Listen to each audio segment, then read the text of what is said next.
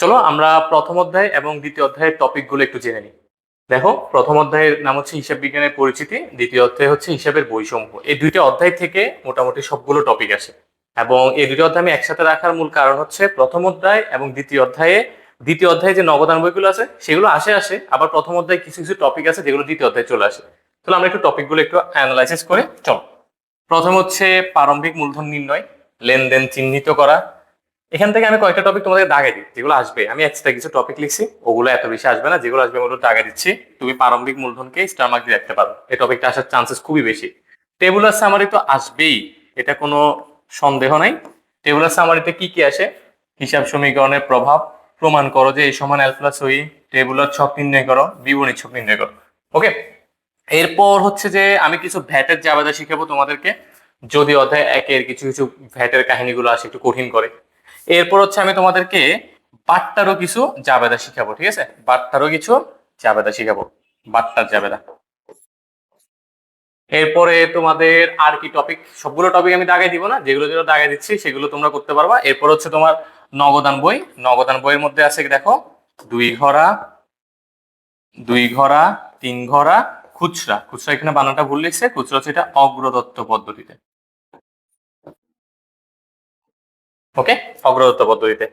এরপরে এখানে তোমরা চাইলে আর কি পড়তে পারো, চাইলে তোমরা এখান থেকে আয় বিবরণী, মালিকানা সত্ত্ব, এগুলো হচ্ছে ম্যাথ প্র্যাকটিস করার সময় জাস্ট একটু দেখে যাবা। ওকে, ডেবিট ক্রেডিট নির্ণয়, হিসাবের শ্রেণী, হিসাবের শ্রেণীটা পারো না? হিসাব 5 প্রকার: সম্পদ, আয়, দায়, ব্যয়, মূলধন। এগুলো বৃদ্ধি বা হ্রাস, কেন কেন এটা সম্পদ হিসাব, অথবা কেন এটা ডেবিট হয়েছে বা ক্রেডিট হয়েছে, কারণ সহ ডেবিট ক্রেডিট নির্ণয়। ডেবিট ক্রেডিটকে আবার ডেটর ক্রেডিটরও বলা হয়। এরপর হচ্ছে তোমার খতিয়ান, খতিয়ানের মধ্যে সাধারণ খতিয়ান, সহকারী খতিয়ান। সহকারী খতিয়ান হচ্ছে দেনাদার পাওনাদারের প্রত্যেকের নামের আলাদা আলাদা যে খতিয়ান, এগুলো আমরা প্রত্যেকটা 9-10 বেসিক। তোমাকে অধ্যায় 1-2 এমন ভাবে ক্লিয়ার করতে হবে যাতে এখানে কোনো প্রবলেমই না থাকে। সব টপিক তুমি জাস্ট একটু দেখে যাও, সব টপিক আসে না, যেগুলো যেগুলো আসে, যেমন অধ্যায় 2 থেকে নগদান বই আসবেই আসবে, নগদ প্রাপ্তি জাবেদা, নগদ প্রদান জাবেদা আসবে, ঠিক আছে? তিন ঘরা, খুচরা, নগদ প্রাপ্তি, নগদ প্রদান। তো নগদান বই রিলেটেড তুমি সব প্রবলেম সলভ করে ফেলবা। সাথে তুমি বাট্টার জাবেদা, নগদান বই পাঠতে গেলে তোমার কিন্তু বাট্টা রিলেটেড যত জাবেদা আছে এগুলো একদম ক্লিয়ার ক্রিস্টাল আইডিয়া থাকতে হবে, আদারওয়াইজ তুমি পারবা না। ওকে, এরপর হচ্ছে তোমার অধ্যায় 2 এর মাঝে মাঝে করো কিছু কোয়েশ্চেন চলে আসে প্রথম অধ্যায়ের সাথে রিলেটেড। প্রারম্ভিক মূলধন নির্ণয় করো, অথবা তোমার বলে যে কি নিট ক্রয় বের করো, অথবা বলে নিট বিক্রয় বের করো, সেই রিলেটেড কোয়েশ্চেন গুলো চলে আসে। তো প্রথম অধ্যায় দ্বিতীয় অধ্যায় তুমি চাইলে একসাথে পড়তে পারো, বাসায় প্র্যাকটিস করার সময় একসাথে পড়তে পারো, বাট দ্বিতীয় অধ্যায় পুরোটা নগদান বই নিয়ে, নগদান বই খুচরা যেটা দুই ঘরা, তিন ঘরা, নগদ প্রাপ্তি, নগদ প্রদান যাবে না। ওকে, আর এখান থেকে আমরা আর কি শিখতে পারি? Debit note, credit note, debit voucher, credit voucher, চালান, ক্যাশ মেমো, এগুলো 9-10 এর বইয়ে যদি তোমরা যাও, অথবা অনলাইনে পিডিএফ পাবা, ওখান থেকে একটু ডাউনলোড করে নিয়ে সবগুলো একটু দেখে নিও। ক্রয় জাবেদা, বিক্রয় জাবেদা, ক্রয় ফেরত জাবেদা, বিক্রয় ফেরত জাবেদা। অথবা তোমরা গাইডে যে previous board question math practice করবা, ওগুলো যদি জাস্ট দেখে গেলে ঘরগুলো একটু দেখে যেতে পারো, চোখ বলে গেলে তো কোনো সমস্যা নেই। বাট সবচেয়ে বেশি ইম্পর্টেন্ট টপিকগুলো হচ্ছে প্রারম্ভিক মূলধন, হিসাব সমীকরণের প্রভাব, জাবেদা তো আমি তোমাদেরকে শিখাবোই। জাবেদা আমি প্রায় 30টা জাবেদার মতো নোট করছি, এই 30টা জাবেদা এনাফ, ওখানে অনেক কঠিন জিনিসপাতি আছে, ওগুলোর মধ্যে আমি ভাগ করে দিছি কোনগুলো ভ্যাটের জাবেদা, কোনগুলো বাট্টার জাবেদা, একটু পরে তোমাদেরকে শিখাবো। এরপর হচ্ছে তোমাদের মালিকানা সত্ত্ব, আয় বিবরণী, নগদ প্রাপ্তি, নগদ প্রদান, এগুলো আমরা আস্তে আস্তে শিখবো, ঠিক আছে?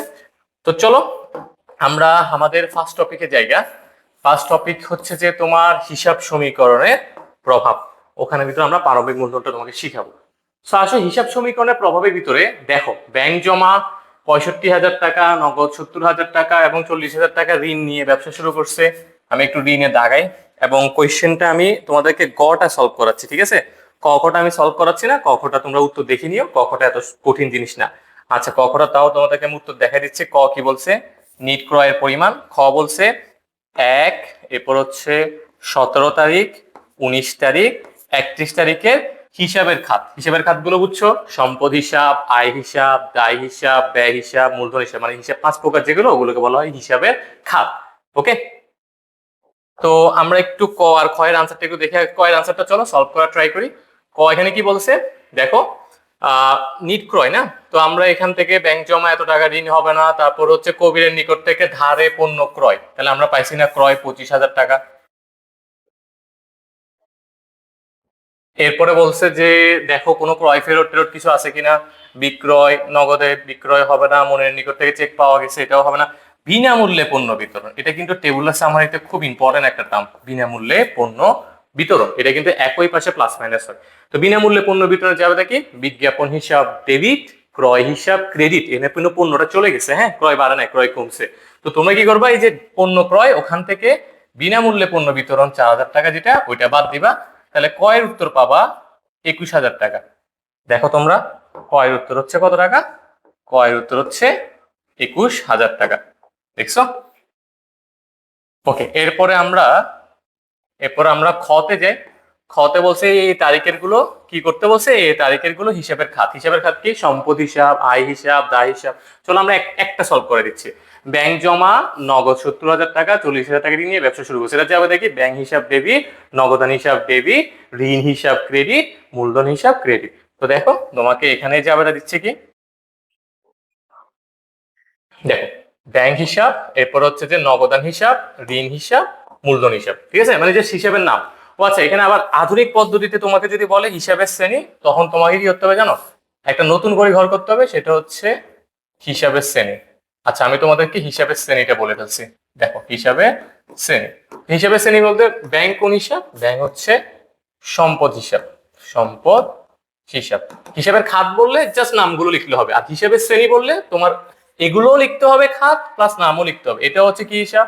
সম্পদ হিসাব। ঋণ হচ্ছে কি হিসাব? দায় হিসাব। এরপর হচ্ছে মূলধন হচ্ছে কি হিসাব? মালিকানা সত্ত্ব বা মূলধন হিসাব, মূলধন হিসাব। হিসাবের শ্রেণী বললে তোমাকে হিসাবের শ্রেণী নামে একটা ঘর করতে হবে। তো আশা করি হিসাবের খাত বললে জাস্ট আমরা যে জাবেদাগুলো দিই ওই নামগুলো হচ্ছে হিসাবের খাত, আর শ্রেণী বললে শ্রেণীর নামগুলো লিখবো। এরপর আসো তোমরা টেবুলার সামারিটা। তোমাদেরকে আজকের দিনের এই ক্লাসের লার্নিংটা হচ্ছে অধ্যায় 1-এর টেবুলার সামারি। টেবুলার সামারিতে আমরা একটু কয়েকটা কঠিন জিনিসপাতিগুলো একটু শিখি, হ্যাঁ। সো বছরের শুরুতে মনে রাখবা, প্রারম্ভিক মূলধন নির্ণয় করার সময় মালিক একটা নির্দিষ্ট পরিমাণ টাকা দেয়, আমরা এবং একটা ঋণ নিই। যদি মালিক টাকা দেয়, যেমন এখানে মালিক টাকা দিছে কত? 70,000 টাকা, আমরা ঋণ নিছি কত? 40,000 টাকা। তাহলে আমাদের টোটাল নগদ টাকা হচ্ছে 70 না, টোটাল নগদ টাকা হচ্ছে 1,10,000। আমাদের আছে 70,000 টাকা মালিক দিছে, আমরা 40,000 টাকা কি নিছি? ঋণ নিছি। টোটাল আমাদের নগদ টাকা হচ্ছে 1,10,000। তাহলে আমি কি বলছি, বছরের শুরুতে যদি ঋণ নেয় সেটা নগদ টাকার সাথে আমরা যোগ করে দিব, ওকে। আর যদি ব্যাংক ঋণ নেয় সেটা নগদ টাকার সাথে যোগ হবে না, সেটা ব্যাংক হিসেবে যোগ হবে। তখন আমরা যাবে দেখি দিব, এই যে ব্যাংকের টাকা আছে না 65, এটার সাথে আমরা 40 যোগ করে দিব। আর যদি ব্যাংকের টাকা না থাকতো আমরা ব্যাংক হিসেবে আনতাম। তাহলে আমার মাথায় থাকবে, বছরের শুরুতে ঋণ নিলে যদি শুধু ঋণ নেয় নগদের সাথে যোগ করে দিব, আর ব্যাংক ঋণ নিলে ব্যাংকের সাথে আমরা যোগ করে দিব।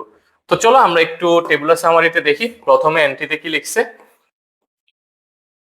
ওকে, সো দেখো এখানে ভিতরে নগদ দেখছো, নগদ কি 70,000 টাকা লিখছে নাকি 1,10,000? 1,10,000। ব্যাংক লিখছে কত? 65। ঋণ লিখছে কত? 40। আর মূলধন কত লিখছে? 1,35,000। এবার আসো তোমাদেরকে আরেকটা জিনিস একটু বলি তোমাদেরকে। টেবুলার সামারি করতে গেলে তোমাদেরকে দুইটা কোয়েশ্চেনের আনসার দিতে হবে। কয়টা কোয়েশ্চেন আনসার দিতে হবে? দুইটা। একটু খাতা লিখে নাও, দুইটা কোয়েশ্চেন তোমাকে একদম শিওরলি জানতে হবে। দুইটা কোয়েশ্চেন কি কি? 1 নাম্বার কোয়েশ্চেন, কয়টা সম্পদ আছে? 2 নাম্বার কোয়েশ্চেন, কয়টা দায় আছে? আদারওয়াইজ তুমি টেবুলার সামারি করতে পারবে না। তোমাকে টেবুলার সামারি করতে গেলে এই দুইটা জিনিস অবশ্যই জানতে হবে। ধরো তোমার সম্পদ আছে 4টা, তুমি ঘর আসছো 3টা, অঙ্কের মাঝখানে তুমি দেখতেছো আরেকটা সম্পদ চলে আসছে, তখন তোমাকে কি করতে হবে? পুরো ঘরটা কেটে দিতে হবে। তো কেটে দেওয়া মানে বুঝছো তো 10 মিনিট টাইম ওয়েস্ট। তো হিসাব বিজ্ঞানে তুমি যদি অঙ্ক কাটে টাইম ওয়েস্ট করো, তোমার পরবর্তী অঙ্কগুলোতে টাইম মিলাতে ঝামেলা হয়ে যাবে এবং তুমি একটু প্যানিক খেয়ে যাবে। সো টেবুলার সামারি করতে গেলে তুমি একদম শিওর হয়ে নিতে হবে আমার সম্পদ কয়টা আছে, দায় কয়টা আছে। যেমন ধরো আমাদেরকে এখানে ভিতরে সম্পদ যদি বলে আমি, যেমন এখানে ভিতরে আছে ব্যাংক জমা একটা, নগদ একটা, দুইটা, দায়গুলো আমি অন্য কালার দিয়ে করি। যেমন ঋণ, ঋণ হচ্ছে একটা দায়, ঋণকে আমি একটু এভাবে হাইলাইট করে দিচ্ছি। এরপর হচ্ছে তোমার আর সম্পদ কি আছে?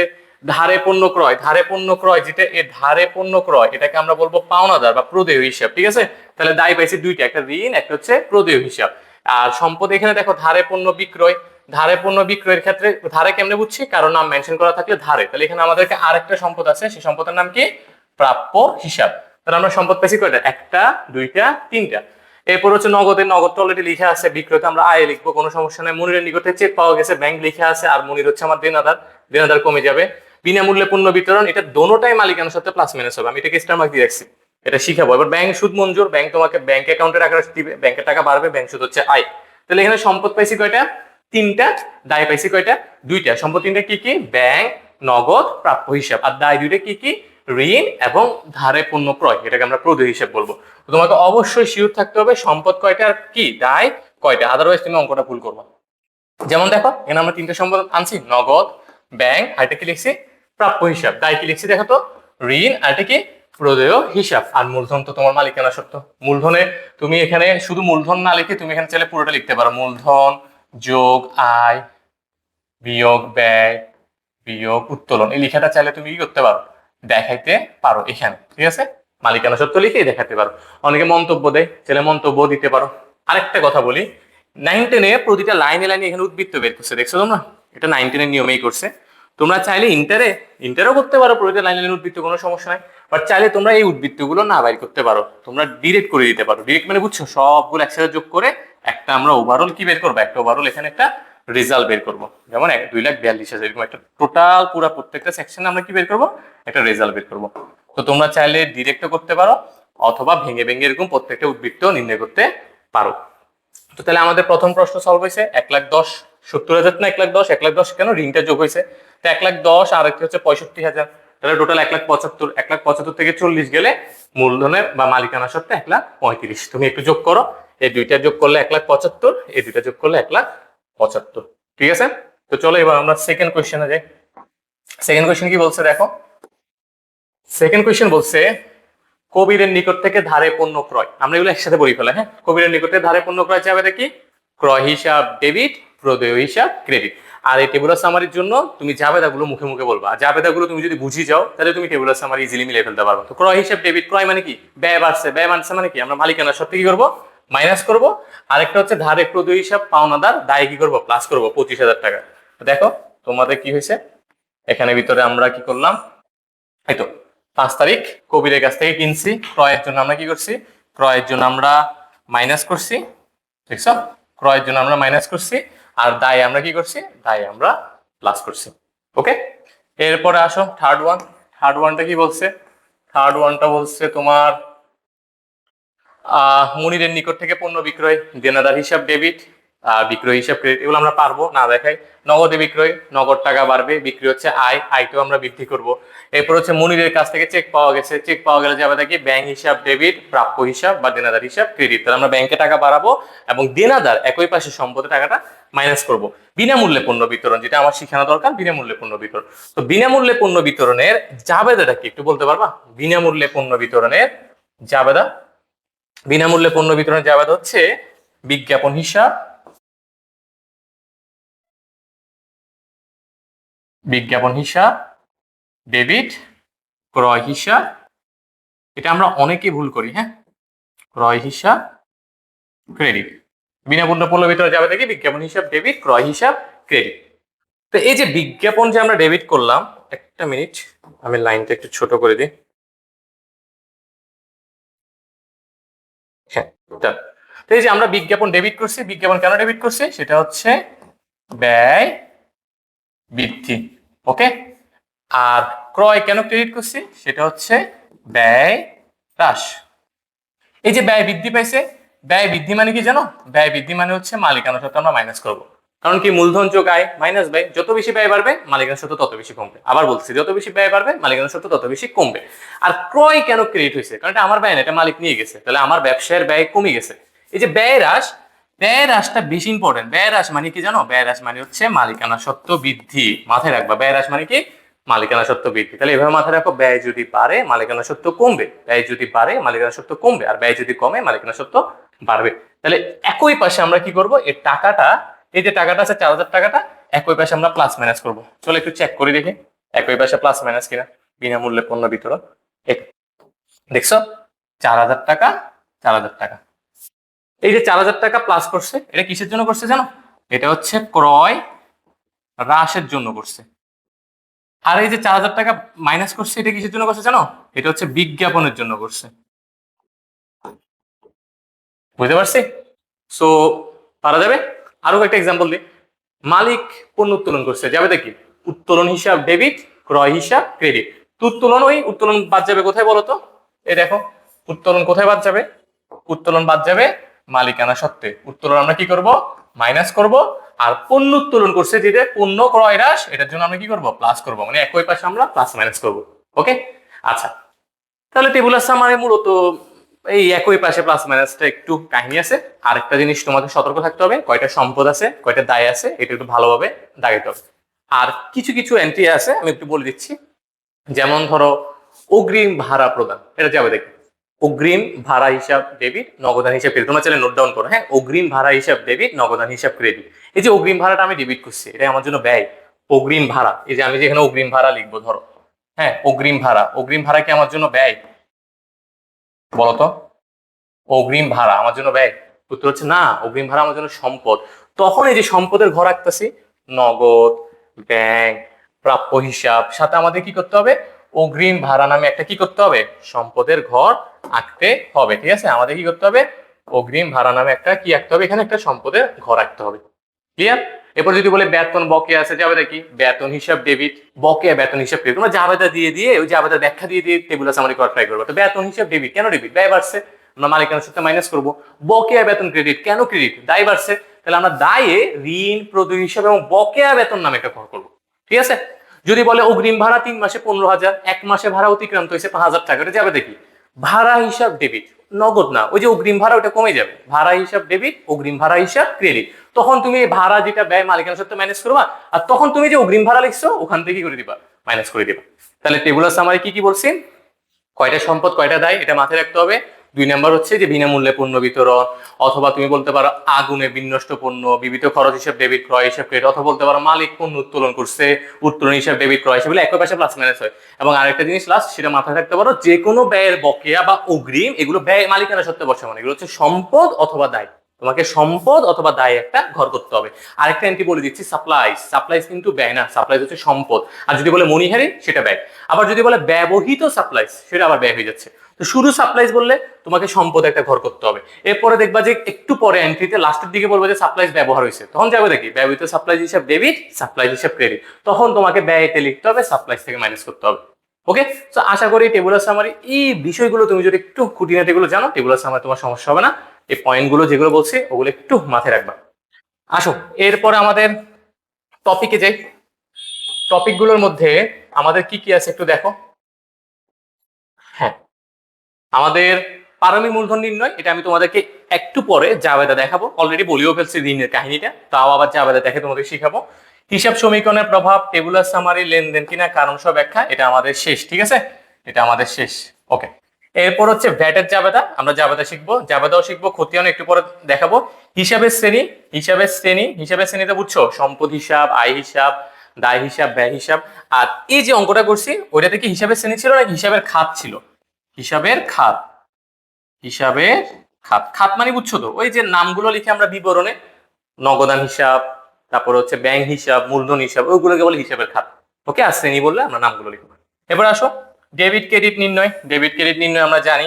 মালিকানা সত্ত্ব আর আয় বিবরণীটা একটু তোমাদের জন্য আসতে পারে, হ্যাঁ। টপিক গুলো গতে আসতে পারে অথবা খতে আসতে পারে, মালিকানা সত্ত্ব অথবা আয় বিবরণী।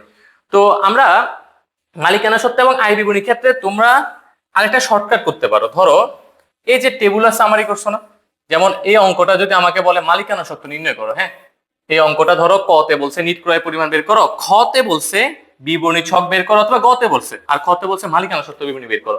আমি আগে টেবুলার সামারিটা করে ফেলবো।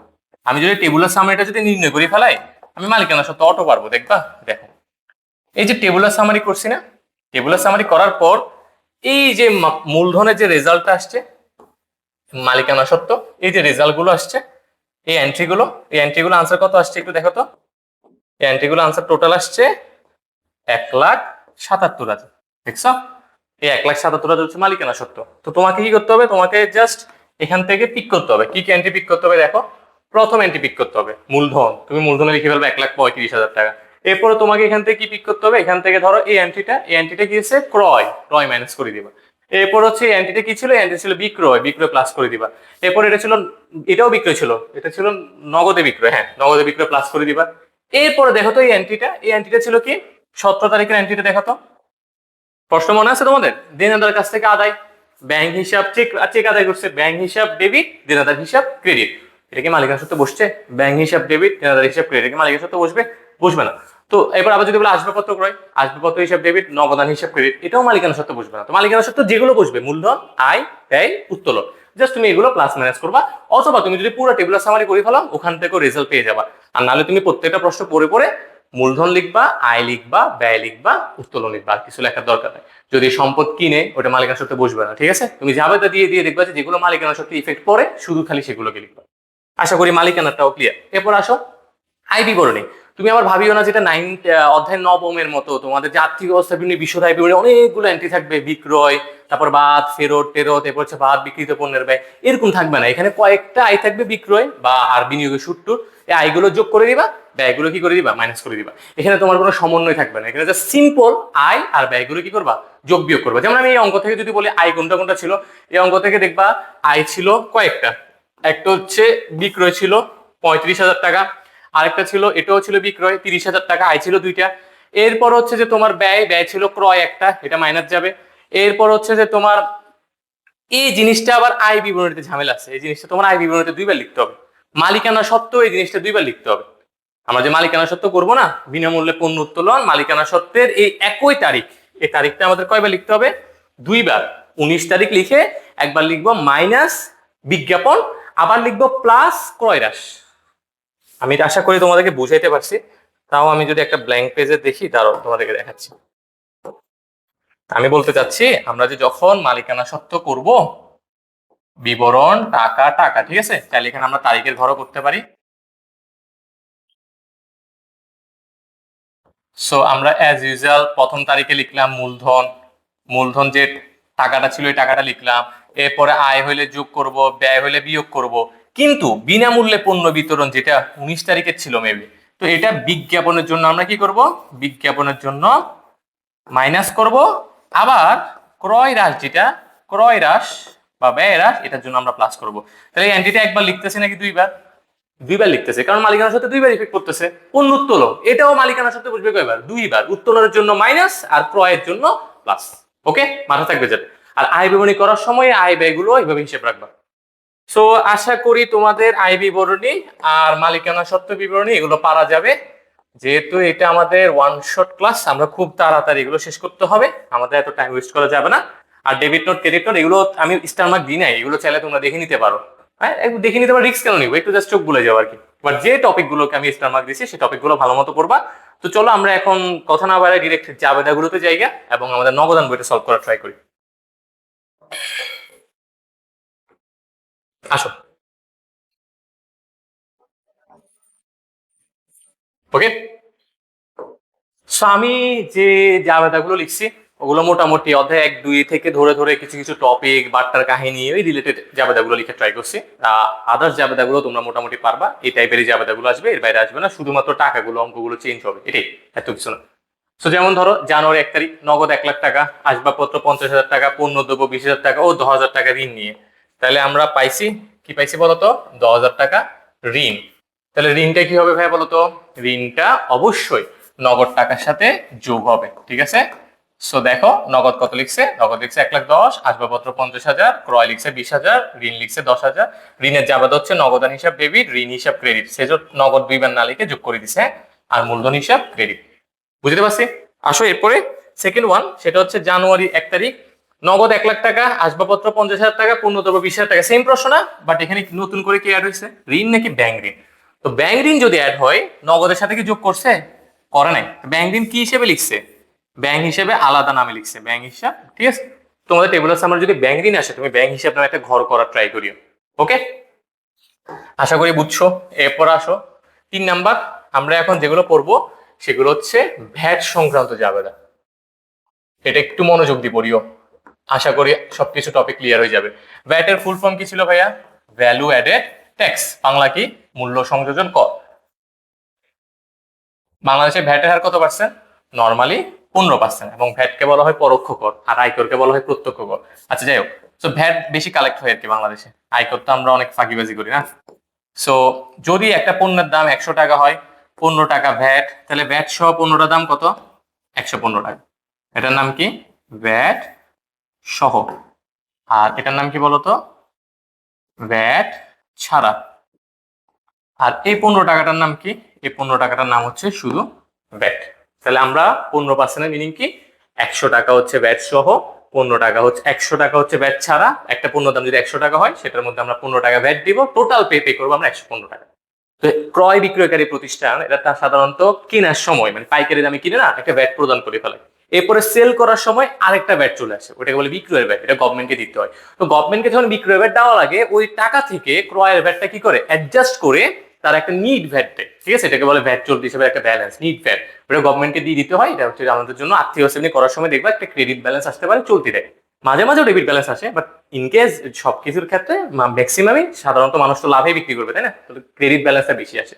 তা আমাদেরকে ক্রয় বিক্রয়কারী প্রতিষ্ঠানের ভ্যাটের আলাদাভাবে হিসেব রাখতে হবে। কি বলছি, ক্রয় বিক্রয়কারী প্রতিষ্ঠান যেগুলো পণ্য সেল করে ওই পণ্যগুলোর ভ্যাটের আলাদাভাবে হিসেব রাখতে হবে। কেন? এগুলো আমাদের অ্যাডজাস্ট করতে হবে। তো মনে রাখবা ক্রয়ের ভ্যাটের জাবেদা হচ্ছে ভ্যাট চলতি হিসাব ডেবিট, ক্রয় হিসাব ক্রেডিট, মানে জাস্ট ক্রয়ের ভ্যাটের জাবেদায় ভ্যাট চলতি হিসাবটা আমরা ডেবিট লিখবো, আর বিক্রয়ের ভ্যাটের ক্ষেত্রে ভ্যাট চলতি হিসাবে আমরা ক্রেডিট লিখবো। এগুলো যদি ক্রয়ের সাথে অন্তর্ভুক্ত থাকে আমরা আলাদা করে ফেলবো, আর যদি অন্তর্ভুক্ত না থাকে আমরা নর্মালি পার্সেন্টটা ধরে বের করবো, ঠিক আছে। আর কোন একটা সম্পদ কিনলে, যেমন ধরো আমি একটা স্থায়ী সম্পদ কিনছি অথবা আমি একটা যন্ত্রপাতি কিনছি, তো ওগুলো আমি কিনছি কি ব্যবসার ব্যবহারের জন্য, লং টার্ম ইউজ করবো, এগুলো তো আমি আবার সেল করবো না। তো এইগুলোর ক্ষেত্রে ভ্যাট আলাদা করতে হবে না। আমরা কি জানি কোন একটা সম্পদের সাথে ছোট ছোট খরচ, পরিবহন বলো সংস্থাপন ব্যয় বলো, ওগুলো সম্পদের সাথে যোগ হয়ে যাবে, ঠিক সেম ভাবে ভ্যাটটাও যোগ হয়ে যাবে, আলাদা করার দরকার নাই। শুধুমাত্র ক্রয় বিক্রয়কারী বা পণ্য ব্যবসা যেগুলো পণ্য প্রতিষ্ঠান করে সেগুলোর ক্ষেত্রে ভ্যাট আলাদা করবো। এখন তুমি আমাকে প্রশ্ন করতে পারো, ভাই আমার যদি ব্যবসাটা আসবাবপত্রের ব্যবসা হয় সেক্ষেত্রে তুমি ভ্যাট আলাদা করে হিসেব রাখতে পারো, বাট নর্মালি আসবাবপত্র ক্রয় ভ্যাটটা আলাদা করে হিসেব রাখার দরকার নাই। তো চলো আমরা একটু ভ্যাটের গুলো প্রবলেম গুলো সলভ করা ট্রাই করি। কি বলছে 3 নম্বর প্রশ্ন, 15% ভ্যাট সহ পণ্য ক্রয় 69,000 টাকা। এই যে বলছে ভ্যাট সহ, তার মানে কি জানো, এই ক্রয়ের সাথে 69,000 টাকার সাথে ভ্যাটটা কি করা আছে, যোগ করা আছে। তো তুমি যদি 69,000 টাকার উপর নর্মালি তুমি যদি 15% করো, 15% মানে কি জানো, 15% মানে হচ্ছে 100 দিয়ে ভাগ 15 দিয়ে গুণ। এটা ভুল। কেন ভুল? কারণ 69,000 টাকা তো তোমার 100 ভাগ না, 100 ভাগের নাম কি, 100 ভাগের নাম কি বলতো, ভ্যাট ছাড়া। তাহলে তোমাকে কি দিয়ে ভাগ করতে হবে বলতো, 115 দিয়ে ভাগ করতে হবে, কারণ 69,000 টাকা হচ্ছে তোমার 115 ভাগ। তাহলে তোমাকে কি দিয়ে ভাগ করতে হবে, 115 দিয়ে ভাগ করতে হবে। তাহলে আমাকে এখানে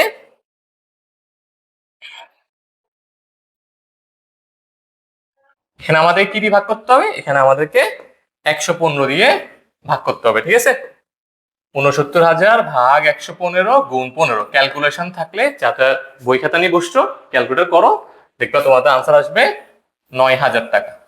ওকে, তাহলে আমাকে বলো পণ্যটা ভ্যাট সহ টোটাল 69,000 টাকা, যার মধ্যে ভ্যাট হচ্ছে 9,000 টাকা, তাহলে পণ্যটা প্রাইস কত, 60,000 টাকা। তাহলে আমরা লিখি ক্রয় হিসাব ডেবিট 60,000, একটু আগে বলছি ভ্যাট চলতি হিসাব ডেবিট হবে 9,000, আর নগদান হিসাব ক্রেডিট 69,000। আর ভ্যাট চলতি হিসাব ডেবিট কেন, এটা অলরেডি ভ্যাটটা প্রদান করা হয়ে গেছে, হ্যাঁ। আর ক্রেডিট যেটা ওটা ভ্যাটটা প্রদান করতে হবে, এগুলোর মধ্যে অ্যাডজাস্ট করবো আমরা একটু পরে। আসে এরপর একটা 4 নম্বর প্রশ্ন। 4 নম্বর প্রশ্ন কি বলছে, পণ্য ক্রয় 69,000 টাকা, যার মধ্যে ভ্যাট প্রদান 15%। এইখানে কিন্তু ভাই এই যে পণ্য ক্রয় 69,000 টাকা, এটা হচ্ছে যে ভ্যাট ছাড়া। এখানে বলছে ভ্যাট সহ, তো ভ্যাট সহ না বললে আমরা কেন ধরবো, এটা হচ্ছে কি ভ্যাট ছাড়া। তো এটার উপর আমরা ডাইরেক্ট 15% করবো। তো দেখো আমরা এখানে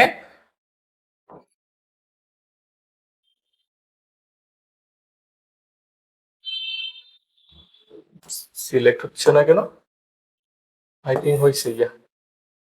সো আমরা এখানে নর্মালি 69,000 টাকা যেটা আছে, এই 69,000 টাকার উপর যেহেতু ভ্যাট ছাড়া, এখানে কিন্তু ভ্যাট বলে না ভ্যাট সহ, তো আমরা নর্মালি 15% করবো, 15%, অথবা 100 দিয়ে ভাগ 15 দ্বিগুণ করবা, দেখবা তোমাদের আনসার আসবে 10,350 টাকা। তো যেহেতু এটা অলরেডি ইনক্লুডেড না, তাহলে আমরা নর্মালি লিখি ক্রয় হিসাব ডেবিট 69,000 টাকা, আমরা ভ্যাটটা আলাদা করা আছে অলরেডি, তাহলে আমরা আলাদা লিখি ভ্যাট হিসাব যেটা বের করছি আমরা 10,350, আর টোটাল পে করতে হবে কত, 79,350। তাহলে এখানে ভ্যাটটা ইনক্লুডেড ছিল, আমরা আলাদা করে ফেলছি, আর এখানে ভ্যাটটা নাই, ভ্যাটটা বের করছি আর টোটাল টাকাটা পে করছি। ওকে, এরপরটা আসো নাম্বার 5। নাম্বার 5 খেয়াল করো, নাম্বার 5 কি বলছে, আসবাবপত্র ক্রয় 69,000 টাকা, যার ভ্যাট 15%। এই যে আসবাবপত্র ক্রয় 69,000 টাকা, এখানে ভিতরে ভ্যাট ছিল বলো তো নাই, যার ভ্যাট 15%, তার মানে 69,000 টাকার উপর আমরা একটু আগে 15% করছি না, 15% করে কত আসছে, 69,000 টাকার উপর আমরা যদি 15% করি 10,350 টাকা আসছে। এগুলো যদি আমরা টোটাল যোগ করে দিই 79,350, এটা হচ্ছে আসবাবপত্রের ভ্যালু, হ্যাঁ। আসবাবপত্র হিসাব ডেবিট ৭৯,৩50, নগদ হিসাব ক্রেডিট ১৯,৩50। কারণ আমরা আসবাবপত্র সেল করবো না, আমরা আসবাবপত্র লং টাইম ইউজ করবো, সেটার ভ্যাট আমাদের আলাদাভাবে হিসাব রাখতে হবে না, এটা আমাদের খরচের সাথে ইনক্লুড হয়ে যাবে। এবার আসো 15% ভ্যাট সহ আসবাবপত্র ক্রয়। 15% ভ্যাট সহ বলে দিচ্ছি, তার মানে ভ্যাট আনতে হবে নাকি, ভ্যাট অন্তর্ভুক্ত আছে, অন্তর্ভুক্ত আছে এবং আলাদা করার দরকার নেই। কিন্তু যাবে দাও আসবাবপত্র হিসাব ডেবিট, নগদান হিসাব ক্রেডিট, যেহেতু ভ্যাট অন্তর্ভুক্ত আছে আলাদা করার দরকার নেই, আমরা টোটাল জাবেদা দিয়ে দিচ্ছি। আর আগেরটাতে ভ্যাট ছিল না, বের করে যোগ করে তারপর জাবেদা দিচ্ছি। এরপর আসো, এরপর হচ্ছে যে বিক্রয়ের একটা ভ্যাট শিখি ফেলায়। বিক্রয় কি বলছে দেখো, 15% ভ্যাট সহ পণ্য বিক্রয় 2,30,000 টাকা, যেহেতু ভ্যাট সহ বলছে, ওকে, তাহলে আমাদের কি করতে হবে, 2,30,000 কে 2,30,000 কে কত দিয়ে ভাগ করতে হবে মনে আছে তো, 115 দিয়ে ভাগ করতে হবে, 15 দিয়ে গুণ করতে হবে, তাহলে যেটা পাবো ক্যালকুলেটর করে দেখো সেটা হচ্ছে 30,000 টাকা। ওকে, সো আমরা 2,30,000 মধ্যে ভ্যাট হচ্ছে 30, তাহলে পণ্যটার প্রাইস কত যেটা সেল করছি ওটা হচ্ছে 2 লাখ টাকা। তাহলে আমরা বিক্রয় হিসাব লিখবো কয় লাখ, 2 লাখ। আর ভ্যাট চলতি হিসাব বিক্রয়ের ভ্যাট ক্রেডিট হয় যেটা গভর্নমেন্টকে দিতে হবে, এটা হচ্ছে 30,000 টাকা। তাহলে বিক্রয়ের ভ্যাট আর ভ্যাট চলতি হিসাব, আর নগদ টাকা পাইছি কত, নগদ টাকা পাইছি 2,30,000 টাকা। সো আশা করি ভ্যাটের কাজটা তোমরা ক্লিয়ারলি বুঝছো। এরপরে আসো, এরপরে আমরা পার্টটা রিলেটেড পড়বো। দেখো অধ্যায় 2 তুমি আনসার করতে যাবা, অধ্যায় 2 এর ট্রাম কার্ড হচ্ছে বাট্টা। বাট্টার জাবেদাগুলো তোমাকে একদম পরিষ্কার ভাবে স্বচ্ছ ধারণা থাকতে হবে, না তুমি পারবা না অধ্যায় 2 কারবারি বাট্টা, নগদ বাট্টা, প্রাপ্ত বাট্টা, বাট্টা বাদে, বাট্টা সহ, এই ক্যালকুলেশন গুলো তোমাকে ভালো মতো শিখতে হবে। তো দেখো বাট্টা, বাট্টাকে আমরা কি বলি, ডিসকাউন্ট। সো ব্যবসা প্রতিষ্ঠান অবশ্যই বাট্টা দেয়, তাদের একটা বিজনেস পলিসি। সো বাট্টাকে আমরা মূলত দুইটা ভাগে ভাগ করছি, একটা হচ্ছে কারবারি বাট্টা বা ব্যবসায়িক বাট্টা, আর একটা হচ্ছে ক্যাশ ডিসকাউন্ট অথবা নগদ বাট্টা বা শুধু বাট্টা বলে। কারবারি বাট্টা আবার দুই প্রকার, একটা হচ্ছে ক্রয় বাট্টা আর একটা হচ্ছে বিক্রয় বাট্টা। আর নগদ বাট্টা দুই প্রকার, একটা হচ্ছে প্রাপ্ত বাট্টা আর একটা হচ্ছে প্রদত্ত বাট্টা। তো প্রাপ্ত বাট্টাটা মূলত পাওনাদারের সাথে রিলেটেড, যখন আমরা পাওনাদারকে পরিশোধ করি তখন একটা ছাড় পাই, এই জন্য এটাকে বলে প্রাপ্ত বাট্টা। আর যখন দেনাদার আমাদেরকে টাকা দেয় আমরা দেনাদারকে একটা ছাড় দিই, এটাকে বলে প্রদত্ত বাট্টা। সেজন্য আমি একটু ব্রেকেটে লিখে রাখছি, এটা প্রাপ্য হিসাবের সাথে রিলেটেড আর এটা প্রদত্ত হিসাবের সাথে রিলেটেড। এই দুইটা লাইন একটু বেশি ইম্পর্টেন্ট, একটু মনোযোগ দাও। হ্যাঁ, কারবারি বাট্টা বা ব্যবসায়িক বাট্টা এটা কি জাবেদাভুক্ত করতে হয় না, মানে আমাকে জাবেদা দিতে হয় না, শুধুমাত্র টাকার অঙ্ক থেকে কি যাবে, বাদ যাবে। আর নগদ বাট্টার অবশ্যই অবশ্যই আমাদেরকে কি দিতে হবে, জাবেদা দিতে হবে। তা আমি এই জিনিসটা একটু তোমাদেরকে কিছু এক্সাম্পল দিয়ে ক্লিয়ার করে দিচ্ছি। যেমন ধরো এটা, এখানে কি বলছে, 10% বাট্টায় ধারে পণ্য ক্রয়। এখন ক্রয় বাট্টা বিক্রয় বাট্টা তুমি চিনবা কিভাবে, কেনার সময় বিক্রয়ের সময় সরাসরি যে বাট্টা ওরকে বলবো আমরা কারবারি বাট্টা বা ব্যবসায়িক বাট্টা বা ক্রয় বাট্টা বিক্রয় বাট্টা। আর দেনাদার তোমাকে টাকা দিচ্ছে না, তুমি ওকে একটা টেকনিক্যালি বলছো যে তুমি যদি আমাকে 10 দিনের ভিতরে টাকা দাও অথবা 20 দিনের ভিতরে টাকা দাও আমি তোমাকে একটা ছাড় দিব, এই যে ছাড়গুলো দিচ্ছ এগুলো কিন্তু নগদ বাট্টা, ঠিক আছে। আবার মাথায় রাখিও নগদ বাট্টা অনগদ লেনদেন, ঠিক আছে। আর এরপর হচ্ছে যে তোমার পাওনাদার, তোমাকে তুমি যখন পাওনাদারকে পরিশোধ করতে যাবা পাওনাদার তোমাকে একটা ছাড় দিবে, ওইটা হচ্ছে তোমার জন্য কি বাট্টা, প্রাপ্ত বাট্টা। তো আসো 10% ধারে 10% বাট্টায় ধারে পণ্য ক্রয় 1 লাখ টাকা, এই যে 10% বাট্টায় ধারে পণ্য ক্রয় 1 লাখ টাকা, এটাকে আমরা কি বলবো, ক্রয় বাট্টা। 1 লাখ টাকার উপর 10%, কোনো কিছুর উপর 10% মানে একটা শূন্য কাটা, তাহলে 1 লাখ টাকার উপর 10% করলে 10,000, 10,000 টাকা ছাড়, এটা আমরা ডাইরেক্ট ম্যানেজ করে দিব। ক্রয় করছি কত, 90,000, প্রতি হিসেব কত, 90,000। তো আমরা যে বলছি এখানে যে আমরা কি বলছি বলতো, কারবারি বাট্টা বা ব্যবসায়িক বাট্টা জাবেদাভুক্ত হয় না, শুধুমাত্র টাকার অঙ্ক থেকে বাদ যায়। খেয়াল করছো, আমাদের কি করছি আমরা, জাস্ট শুধুমাত্র টাকার অঙ্ক থেকে বাদ দিছি, কোনো জাবেদা দিই নাই। জাবেদা কি ক্রয় বাট্টা এগুলো মেনশন করছি, করি নাই। এবার আসো সেকেন্ডটা, 10% বাট্টায় ধারে পণ্য বিক্রয়, এই শর্তের একটা কাহিনী আছে, এটা একটু পরে বুঝাবো তোমাদেরকে। 10% বাট্টায় ধারে পণ্য বিক্রয় 4 লাখ টাকা, যার 50% চেক। আচ্ছা এই ধারে কথাটা না বললেও কিন্তু হইতো, যেহেতু ও টাইপ করছে লিখছে, ধারের কথাটা না বললেও হইতো, কেন জানো, 50% চেকে মানে কি তোমাকে বুঝে নিতে হবে, বাকি 50% হচ্ছে ধারে। আমরা জানি যে টোটাল পার্সেন্ট হচ্ছে 100%। ধরো এইভাবে যদি বলতো 50% চেকে, 30% ক্যাশ, তাহলে বাকি 20% কি ধারে, তো এগুলো তোমাকে বুঝে নিতে হবে। তো দেখো 10% বাট্টা, এই বাট্টাটাকে আমরা কি বলবো, কারবারি বাট্টা। 4 লাখ টাকা 10% করলে কত হয়, 40,000। 4 লাখ থেকে 40,000 বাদ দিলে কত হয়, 3,60,000। কারবারি বাট্টা ডাইরেক্ট বাদ যাবে, হিসাবভুক্ত হবে না। আর আমাকে যদি প্রশ্ন করে বিক্রয় কত, বিক্রয়কে আমি 4 লাখ বলবো নাকি 3,60,000, 3,60,000, 3,60,000। তো দেখো বিক্রয় হিসাব লিখছি আমরা 3,60,000। তো 3,60,000 50%, যেহেতু 18 দুগুণা 36, হ্যাঁ 1,80,000। তাহলে ব্যাংক হিসাব কত, 1,80,000। আর প্রাপ্য হিসাব কত, 1,80,000। ওকে, এরপর আসো পাওনাদারকে পরিশোধ। হ্যাঁ এটা একটু রিলেটেড আগেরটার সাথে। পাওনাদারকে পরিশোধ ডেটটা একটু মাথায় রাখবা, কয় তারিখ, মার্চ 18 তারিখ। ওকে, আর এখানে দেখো তো ডেটটা হচ্ছে, তোমরা দেখতে পাচ্ছ কিনা একটু ছোট করে লিখে দিচ্ছ, মার্চ হচ্ছে 10 তারিখ। তো মার্চ 10 তারিখে আমি কিনছি, 18 তারিখে আমি পে করছি, তাহলে ডিফারেন্স কয়দিন, ডিফারেন্স হচ্ছে 8 দিন। এই 8 দিনের ভিতর, বাট ওরা আমাকে কি বলছে 2-10 মানে কি 10 দিনের ভিতর টাকা দিলে 2% ছাড়। আমরা কি বলছি, টাকা দেওয়া অথবা টাকা পাওয়ার সময় যে ডিসকাউন্ট গুলো ক্যালকুলেশন করা হয় ওগুলোকে বলা হয় নগদ বার্তা, এবং এগুলোর অবশ্যই কি দিতে হবে, জাবেদা দিতে হবে। তো এখানে যে বার্তাটা আছে এই বার্তাটা নগদ বার্তা, 10 দিনের ভিতর টাকা দিলে কয় পার্সেন্ট ছাড়, 2% ছাড়, 2% ছাড়। আর অন্যথায় 2% ছাড়, আর অন্যথায় 30 দিনের ভিতর অবশ্যই টাকাটা দিতে হবে। তো একটু তাকাও, আমরা 10 তারিখে কিনছি, আমরা মার্চের 18 তারিখে পে করছি। তো তোমরা তো জানো পাওনাদার কত ছিল, 90,000। এই দেখো পাওনাদার কত, 90,000 লিখছি। কিন্তু আমরা পাওনাদার পে করলে পাওনাদার কমে যাবে, পাওনাদার হিসাব ডেবিট 90,000, কিন্তু আমরা 90,000 পে করবো না, আমরা 2% কম দিব। তো 2%ও তোমাদেরকে আমি একটু পার্সেন্ট গুলো শিখিয়ে দিই। 2% মানে হচ্ছে 90,000-এর 2% না, তুমি 1% করো। 1% মানে হচ্ছে 2টা শূন্য কাটা, 90,000 1% হচ্ছে 900, আর 2% করলে 1800 টাকা। জানো তো ঢাকা বিশ্ববিদ্যালয় ক্যালকুলেটর ইউজ করতে দেয় না, এরকম কিছু কিছু শর্টকাট টেকনিক আছে, যদি ফিউচারে সময় পাই ইনশাল্লাহ শিখাবো। সো যে বারটা 1800 টাকা, এই বারটাটাকে আমরা কি বলবো ভাইয়া, প্রাপ্ত বার্তা। প্রাপ্ত বার্তা ক্রেডিট 1800 টাকা, নগদান হিসাব ক্রেডিট। তাহলে আমি 90,000 টাকা 1800 টাকা কম পে করবো, 88,200 টাকা পে করবো। সো মনে থাকবে। সো তুমি খালি শুধু পাওনাদারকে পরিশোধ দেখলে বুঝিও না যে এখানে বার্তাটা নাই, তুমি উপরের সাথে লিঙ্ক খুঁজবা, যদি কোনো শর্ত দেয় ওখানে বার্তা বলেও দিতে পারে, আবার যদি এখানে সরাসরি বলে দিতে পারে পাওনাদার 90,000 টাকার জায়গায় আমরা 88,200 টাকা পরিশোধ করছি পূর্ণ নিষ্পত্তিতে, তার মানে আর কোনো টাকা পে করবো না, তো তখন তুমি বার্তাটা বুঝে নিবে। আসো এরপরে আমরা দেনাদারের একটা শিখি। কি বলছে, দেনাদারের পাওনা পূর্ণ নিষ্পত্তি। পূর্ণ নিষ্পত্তি বানানটা একটু ভুল আছে, দেনাদারের পাওনা। তাহলে আমরা দেনাদার থেকে মনে আছে, দেনাদার থেকে কত টাকা পাইতাম, 1,80,000 টাকা পাইতাম। যারা ভুলে গেছে একটু দেখো, দেনাদার থেকে পাইতাম কত, 1,80,000। ঠিক আছে, সো 1,80,000 টাকা পূর্ণ নিষ্পত্তিতে আমরা পাইছি কত, আমরা পাইছি 1,72,000। আর এই পূর্ণ নিষ্পত্তি ওয়ার্ডটা দ্বারা বুঝাই ফিটফাট, মানে দেনাদার থেকে আমি 1,80,000 টাকা পাইতাম, ও আমাকে 1,72,000 টাকা দিচ্ছে, ওর সাথে আমার নিষ্পত্তি হয়ে গেছে, আমি ওর থেকে টাকা চাইবো না। তাহলে বলো 1,72,000-এর জায়গায় তুমি যদি 1,80,000 জায়গায় যদি 1,72 পাও, বাকি 8,000 টাকা তুমি কি দিলা, ছাড় দিয়ে দিলা, এটাকে কি বলবো, প্রদত্ত বার্তা। নগদান হিসাব ডেবিট 1,72, প্রদত্ত বার্তা হিসাব ডেবিট 8,000, প্রাপ্য হিসাব ক্রেডিট 1,80,000।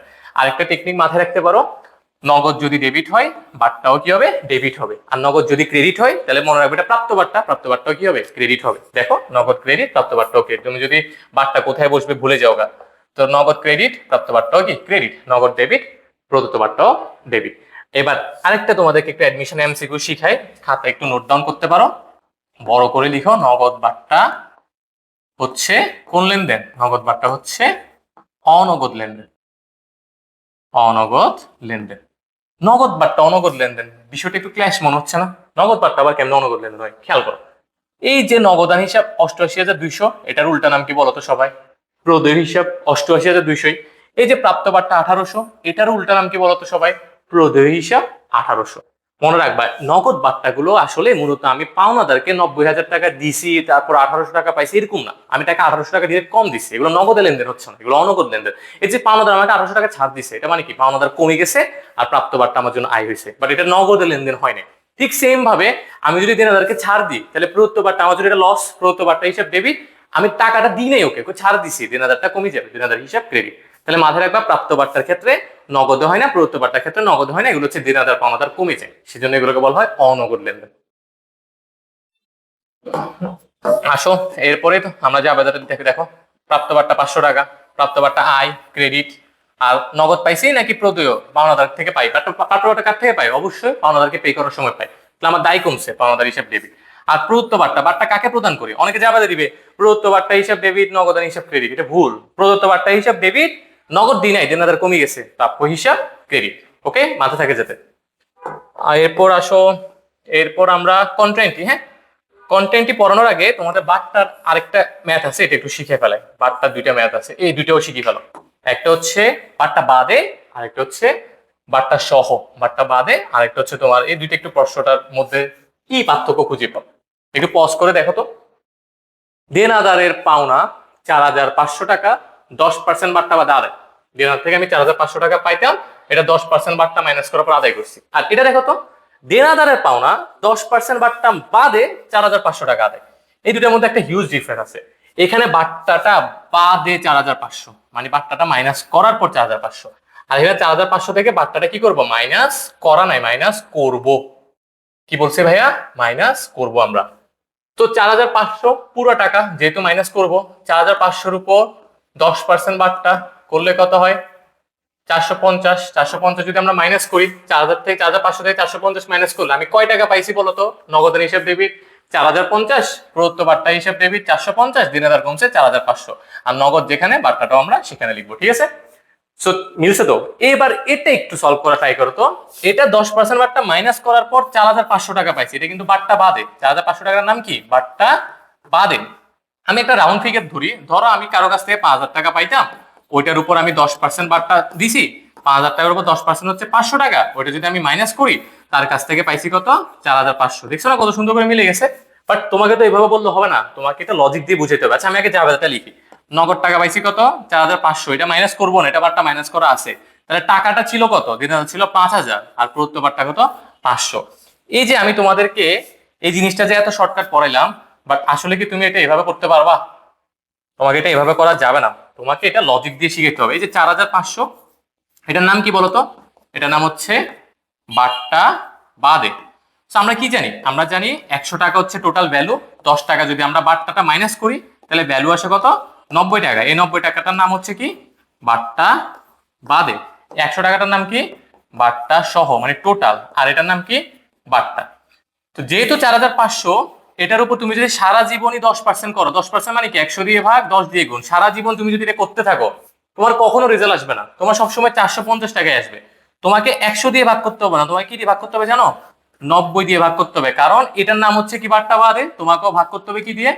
বাট্টা বাদে দিয়ে। তাহলে তোমাকে কি করতে হবে? 4,500-কে তোমাকে এখানে 90 দিয়ে ভাগ করতে হবে, 10 দিয়ে গুণ করতে হবে। তাহলে দেখবা তুমি সরাসরি, যেহেতু 500 টাকা 10 দিয়ে গুণ করছো, মানে কি? তুমি বাট্টা জানতে চাইছো, তুমি পেয়ে যাবা। আর তুমি যদি 100 দিয়ে গুণ করো, টোটাল দিনের টাকাটা পেয়ে যাবে। তাহলে রুলস কি? বাট্টা বাদে বললো, যদি 5% বলে, সেটা কিন্তু 100 মাইনাস 5 মানে কত? 95 দিয়ে ভাগ করবো ওই টাকাটাকে, বাট্টা বাদের টাকাটাকে 5 দিয়ে গুণ করবো। যদি 2% বলে, 98 দিয়ে ভাগ করবো, 2 দিয়ে গুণ করবো। যদি 3% বলে, 97 দিয়ে ভাগ করবো, 3 দিয়ে গুণ করবো, যদি বাট্টা বাদের টাকাটা দিয়ে দেয়। আর টোটাল টাকা কিন্তু আরো বেশি। ওকে, সো টোটাল টাকাটা কত? টোটাল টাকাটা হচ্ছে 5,000। আশা করি বাট্টা বাদে বাট্টা সহ বিষয়টা বুঝছো। সো একটু মাথায় মনোযোগ দিয়ে দেখো কোয়েশ্চেনটা। 4,500 টাকাই 10% বাট্টা মাইনাস করে তারপর আদায় করছে। আর এটা হচ্ছে মাইনাস করার পর আরেকটা টেকনিক মাথায় রাখতে পারো, 10% বাট্টা বাদে যদি 4,500 টাকা বলে, তার মানে কি? মাইনাস করে 4,500। আর এখানে কিন্তু মাইনাস করা হয় নাই, মাইনাস করবো আমরা। ঠিক আছে? প্রশ্নগুলো একটু মনোযোগ দিয়ে পড়লে আশা করি বুঝতে পারবা। এরপর আসো আমরা কন্টেন্টটিটাও শিখে ফেলাই, তাহলে আমাদের নগদান বই রিলেটেড যত জাবেদ আছে সবগুলো প্রবলেম সলভ হয়ে যাবে। কন্টেন্টের ক্ষেত্রে আমরা কি জানি? কন্টেন্টের রুলসটা হচ্ছে নগদ আর ব্যাংক একটা একটা বিপরীত পাশে থাকবে, একটা ডেবিট পাশে থাকবে, একটা ক্রেডিট পাশে থাকবে। নগদ আর ব্যাংক যদি দুটাই ডেবিট হয়, কন্টেন্টই না। নগদ আর ব্যাংক যদি দুটাই ক্রেডিট হয়, কন্টেন্টই না। নগদ এবং ব্যাংক একটা ডেবিট পাশে থাকবে, কি? ক্রেডিট পাশে থাকবে। তো আসো ব্যাংকে জমা, এটা যাবে দেখি ব্যাংক হিসাব ডেবিট, নগদান হিসাব ক্রেডিট, এটাকে আমরা কন্টেন্টই বলবো। ব্যাংক থেকে উত্তোলন, মনে রাখবা ব্যাংক থেকে উত্তোলন বললে অনেকে উত্তোলন হিসাব ডেবিট বলে না ভাই, ব্যাংক থেকে উত্তোলন বললে অফিসের প্রয়োজনে, কিছু না বললে কি? অফিসের প্রয়োজনে। তো অফিসের প্রয়োজন হলে ব্যবসায় কি আসছে? নগদান হিসাব আর ব্যাংক হিসাব ক্রেডিট। আর যদি প্রশ্ন বলে ব্যাংক হতে ব্যক্তিগত প্রয়োজন উত্তোলন, তখন যাই তুমি কি লিখবে? এই যে ব্যক্তিগত প্রয়োজন দেখলে তখন তুমি উত্তোলন হিসাব দিবা আর ব্যাংক হিসাব ক্রেডিট দিবা। কন্টেন্টে লেখার একটু নিয়ম আছে, তুমি যখন 3 ঘরা নগদান বই করতে যাবা, 3 ঘরা নগদান বইয়ে তুমি আগে টাকাগুলো লিখবা। যেমন ব্যাংকের টাকা ডেবিট, তুমি ডেবিট পাশে ব্যাংকের ঘরে টাকাটা বাড়াবা, আর নগদ টাকা ক্রেডিট, তুমি ক্রেডিট পাশে নগদের ঘরে টাকাটা লিখবা। এই যে ব্যাংকের টাকাটা বাড়াবা, তুমি কন্টেন্টে লিখার সময় উল্টা নাম কি লিখবা? ব্যাংকের টাকা বাড়াইলে উল্টা নাম লিখবা নগদান হিসাব। আর তুমি যে নগদ টাকা কমাইছো, নগদে ক্রেডিট লিখছো, এটা উল্টা নাম কি লিখবো? উল্টা নাম লিখবা ব্যাংক হিসাব। সো আগে নাম লিখতে যাবা না, আগে কি লিখতে হবে? আগে লিখতে হবে টাকা। আগে টাকা লিখবা কন্টেন্টের ক্ষেত্রে, তারপর নামগুলো লিখবা, তাহলে কনফিউজ হবা না। এরপরে আসো আমাদের, এরপরে আর কিছু অধ্যায় 1-2 অধ্যায় 1-এরও কিছু জাবেদা শিখে। যেমন ধরো এখানে কি বলছে? 3 মাসের ভাড়া অগ্রিম প্রদান। তো অগ্রিম ভাড়া হিসাব ডেবিট 15,000 টাকা, নগদান হিসাব ক্রেডিট 15,000 টাকা। 3 মাস বুঝছো তো? 1 মাসে 5,000, 3 মাসে 15,000। আর অগ্রিম ভাড়া কিন্তু ব্যয় না, অগ্রিম ভাড়া হচ্ছে আমার জন্য কি? সম্পদ। যদি টেবুলার সামারি করতে চাও, সম্পদ একটা ঘর করবা। এরপর আসো, এরপরে কি বলছে? এরপরে বললো যে তোমার 1 মাসের ভাড়া অতিক্রান্ত হয়েছে। এই যে অগ্রিম ভাড়া আছে, অগ্রিম ভাড়া 3 মাসে, ওইটা 1 মাস অতিক্রান্ত হয়েছে, তার মানে কি? ভাড়া খরচ হিসাব দেবে। এই যে অগ্রিম ভাড়া যেটা আছে, ওটাকে আমরা কি বানাই দিব? ওটা কমে যাবে। আমি ভাড়া অতিক্রান্ত হয়েছে মানে টাকা দিলে, টাকা অ্যাডভান্স দেওয়া আছে, অ্যাডভান্সটা কমে যাবে। ঠিক আছে? সো অগ্রিম ভাড়া হিসাব ক্রেডিট। তারপর আসো সাপ্লাইজ। সাপ্লাইজ বলছিলাম সাপ্লাইজ ব্যয় না, সাপ্লাইজ সম্পদ। তাহলে সাপ্লাইজ হিসাব ডেবিট, নগদান হিসাব ক্রেডিট। টেবুলার সামারি করতে গেলে অবশ্যই তোমাকে সাপ্লাইজ নামে একটা ঘর রাখতে হবে। এরপরে যাবে দেখো রিলেট করি পড়ো, সাপ্লাইজ ব্যবহার হয়েছে, সাপ্লাইজ ব্যবহার হলে যাবে দেখি ব্যবহৃত সাপ্লাইজ হিসাব ডেবিট, সাপ্লাইজ হিসাব ক্রেডিট। এই যে সাপ্লাইজ তুমি সম্পদে একটা ঘর রাখছো না সাপ্লাইজ নামে, সাপ্লাইজের তুমি সম্পদে 10,000 টাকা লিখছো না, ওখান থেকে যে ব্যবহার হয়েছে 4,000 টাকা, এটা কি করবা সম্পদে মাইনাস করবা, এবং মালিকানা সত্ত্বে ব্যবহার আমার জন্য ব্যয়, মালিকানা সত্ত্বে কি করবা মাইনাস করবা। সাপ্লাইজ ব্যবহার হয়ে যাবে দেখি ব্যবহৃত সাপ্লাইজ হিসাব ডেবিট, ব্যয় বাড়ছে, আর নগদ টাকা কমছে নাকি ওই যে সাপ্লাইজ কিনছে ওটা কমে গেছে, সাপ্লাইজটা কমে গেছে, সম্পদটা কমে গেছে। এরপর আসো ব্যাংক সুদ প্রাপ্তি, ব্যাংক হিসাব ডেবিট, ব্যাংক সুদ হিসাব, ব্যাংক সুদ আমার জন্য আয়।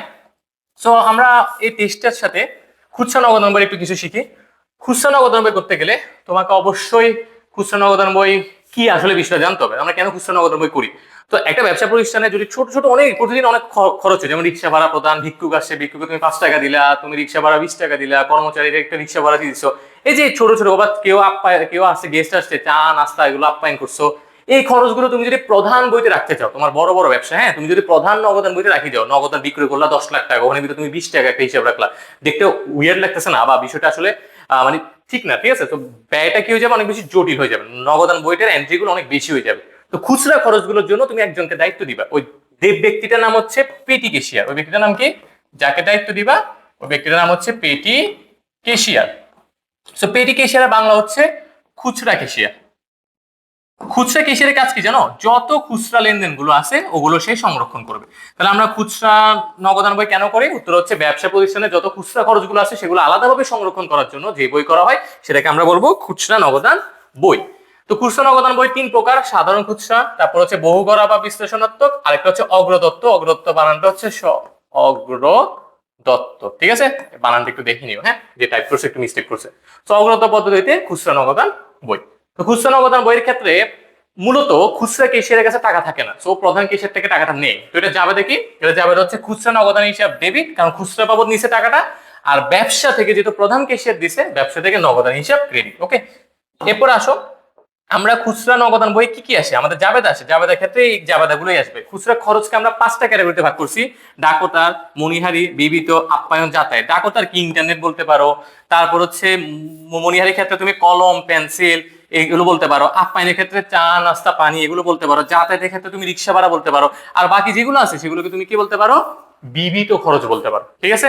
তো খুচরা নগদান বইতে তোমাদের কি আসবে, তোমাদের আসবে জাবেদা, এরপরে তোমাদের কি আসবে, তোমাদের আসবে খুচরা নগদান বই প্রস্তুত করো, এবং কোনটা আসবে, অগ্রদত্তটাই আসবে। হ্যাঁ, অগ্রদত্ত একটা লাস্ট তারিখে একটা কাহিনী আছে, আমি একটু দেখাবো একটু পরে। খুচরা নগদান বই, খুচরা নগদান বই প্রস্তুত করো, এরপরে তোমাদের আসবে খতিয়ান করো, খুচরা খরচের কি করো, খতিয়ান করো। সো জাবেদাগুলো তো ক্লিয়ার, প্রথম জাবেদা হচ্ছে টাকা পাইলে, আর খরচের জাবেদা হচ্ছে ডাক ও তার হিসাব ডেবিট, খুচরা নগদান হিসাব, নগদ বললে ভুল, খুচরা নগদান হিসাব ক্রেডিট। তা আমি যদি বলি ভিক্ষুককে ভিক্ষা দিচ্ছি, এখানে কোনো কিছু আছে, তো তার জাবেদা কি, বিবিধ খরচ হিসাব ডেবিট, খুচরা নগদান হিসাব ক্রেডিট, মন্তব্যতে লিখে দিব ভিক্ষুককে ভিক্ষা দেওয়া।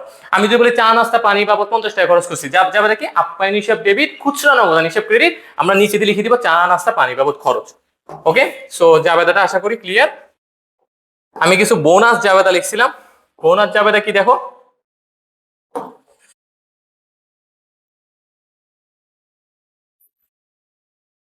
তোমরা কি কখনো দেখছো নগদ 50% চেক 50% ব্যাংক কখনো নগদ হইতে দেখছো? যেমন ধরো এখানে কি বলছে, কালামের কাছ থেকে 50,000 টাকা পাওনা, 50% নগদ 50% চেক, এটা জাবেদা কি হবে নর্মালি বলো, নগদান হিসাব ডেবিট, 50% করলে কত হয় 25,000, ব্যাংক হিসাব ডেবিট 25,000, তারপরে কালাম আমার জন্য দেনাদার, দেনাদার হিসাব ক্রেডিট 25, 25 25 কত হয় 50,000 টাকা। ওকে, সো এই যে ব্যাংক 25,000 টাকা, এটা কিন্তু আমি ব্যাংক লিখি না, এটা আমি নগদে টোটাল 50,000 টাকা লিখছি, কারণ কি জানো, এরপরের তারিখে বলছে চেকটা ব্যাংকে জমা দেওয়া হয়েছে। তো চেকটা ব্যাংকে জমা দিলে ব্যাংক হিসাব ডেবিট, এই যে তুমি আবার কি ব্যাংক ক্রেডিট বানাবা, তখন তুমি ধরে নিবা যে প্রথম দিকে চেকটা পাইছো এই চেকটা তোমার ক্যাশ বাক্সে আছে এবং এই চেকটা তোমার জন্য ক্যাশ।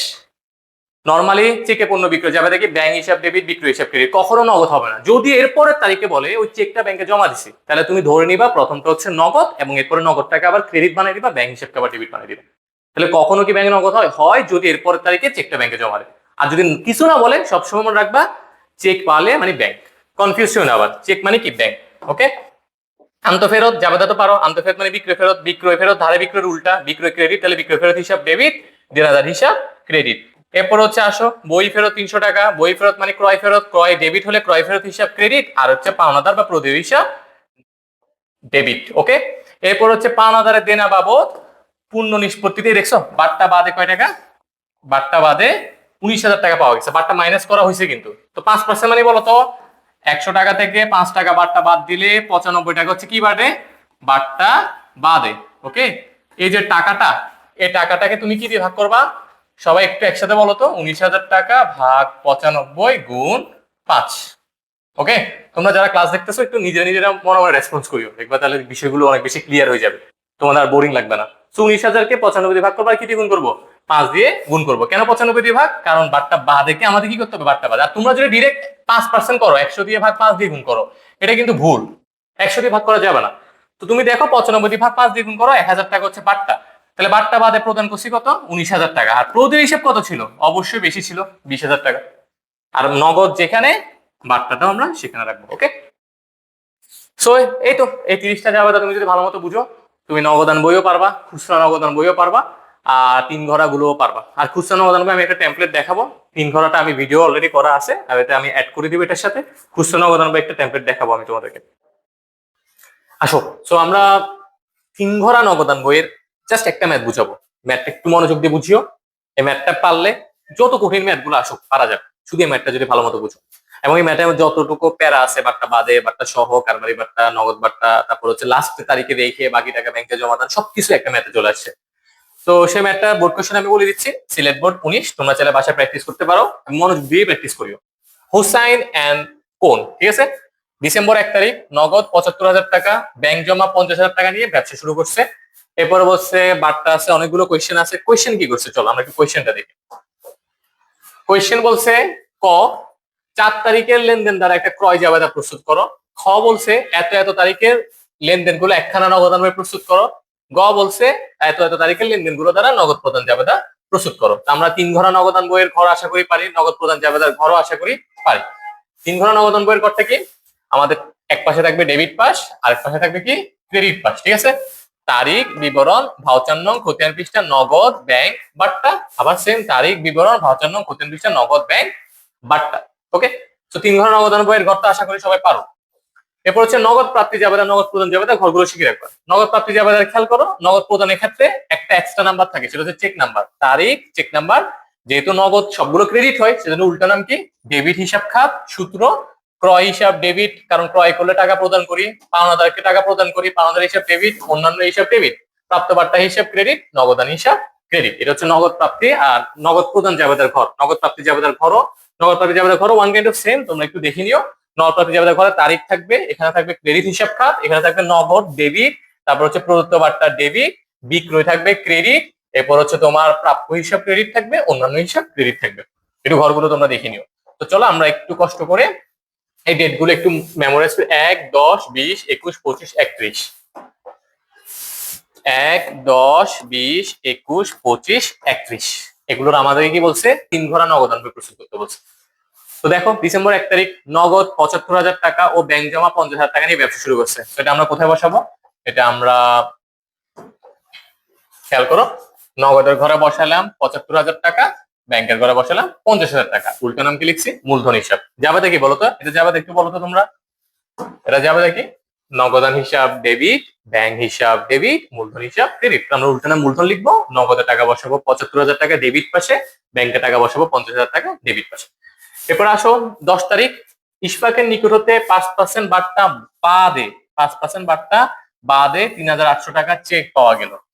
এখানে কিন্তু খেয়াল করো বাট্টাটা মাইনাস করা আছে। তোমাকে কিভাবে বাট্টাটা বের করতে হবে জানো, 3,800 কে 5% মানে কি দিয়ে, তুমি 95 দিয়ে ভাগ করবা, 5 দিয়ে গুণ করবা, তাহলে তুমি দেখবা 200 টাকা বাট্টা। তাহলে আমি ইশফাকের 5 থেকে পাইতাম কত টাকা জানো, ওর থেকে আমরা পাইতাম 4,000 টাকা। আমরা 4,000 টাকার জায়গায় 200 টাকা ছাড় দিয়ে 3,800 টাকা আমরা চেক পাইছি, কি পাইছি, চেক পাইছি। তাহলে একটু খেয়াল করো, আমরা ব্যাংকের ঘরে বাড়াবো কত টাকা, দেখছো 3,800 ব্যাংকের ঘরে, কোনো বারটা মাইনাস করো না, কারণ বারটা মাইনাস করা আছে। আর বারটা হচ্ছে কত, 200। তুমি যদি 3,800-র উপর সারাদিনে তুমি যদি 5% করো, তুমি কখনো 200 টাকা আনতে পারবে না। বুঝতে পারছি? কারণ 5% হবে না তো, 3800টা হচ্ছে 95 ভাগ, তোমার এটা 95 দিয়ে ভাগ করতে হবে, 5 দিয়ে গুণ করতে হবে। ওকে, তাহলে আমরা টাকা পাইছি কার কাছ থেকে? প্রাপ্য হিসাব ইস্পাকের কাছ থেকে। আমরা ইস্পাক লিখছি, ব্যাংকে লিখছি, আর এটা কোথায় লিখছি? বাট্টায় লিখছি। এরপর আসো, এরপরে কোশ্চেন কি বলছে? 20 তারিখ, হ্যাঁ, 7 তারিখে লেনদেন হতে সৃষ্ট প্রাপ্য হিসাব হতে 10% বার্তা বাদে আদায় হলো। তো 20 তারিখে এটা সলভ করতে গেলে তোমার কয় তারিখ যেতে হবে? 7 তারিখে যেতে হবে। 7 তারিখে বলছে ধারে পণ্য বিক্রয় 50,000 টাকা। আমরা একটু আগে যা বাদে শিখছি না, কারবারি বার্তা, ক্রয় বার্তা, বিক্রয় বার্তা, এটা কি হয়? টাকার অঙ্ক থেকে বাদ যায়। তাহলে একটু খেয়াল করো, ধারে পণ্য কি বলছে? ধারে পণ্য বিক্রয় 50,000, 50,000 টাকা এর 10% করলে কত হয়? 5,000। আমরা যদি মাইনাস করি তাহলে এখানে বিক্রয় কত টাকা ধরবো? বিক্রয় ধরবো আমরা 45,000 টাকা। বিক্রয় কত? 45, দেনাদার কত? 45। এবার একটু পড়ো, 7 তারিখের লেনদেন হতে সৃষ্ট, মানে যে দেনাদার 45,000 টাকা আছে, ওই 45,000 টাকা 10% বার্তা বাদে আদায় হলো। তার মানে নগদ টাকা পাইছি 45,000 টাকা 10%। নর্মালি করো, কারণ এটা বার্তা নর্মালি ধরবো, 4,500 টাকা।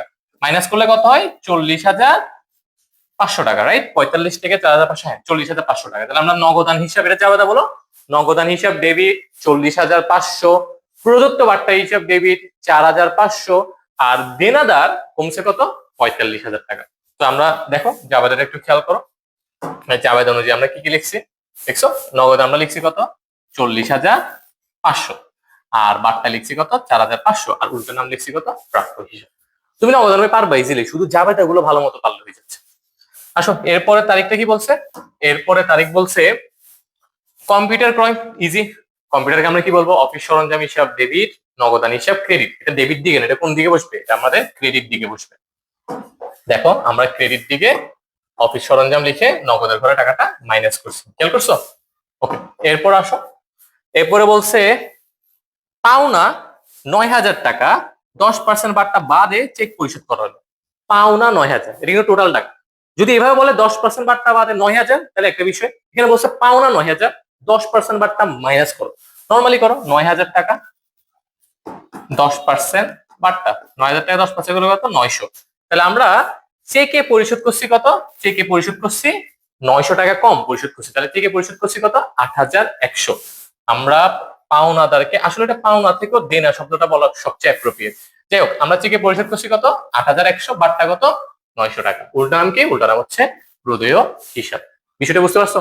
আসো, এবার লাস্ট তারিখে সবচেয়ে ইম্পর্টেন্ট যেটা লাস্ট তারিখে, সেটা হচ্ছে এটা, নগদ উদ্বৃত্ত 5,500 টাকা রেখে অবশিষ্ট টাকা ব্যাংকে জমা দাও। এটা কয়েকভাবে আসতে পারে, অথবা এভাবে বলতে পারে ব্যাংক উদ্বৃত্ত 5,500 টাকা রেখে অবশিষ্ট টাকা উঠে গেল, মানে নগদ উত্তোলন করো ব্যাংক থেকে। এটা দুইভাবে আসতে পারে।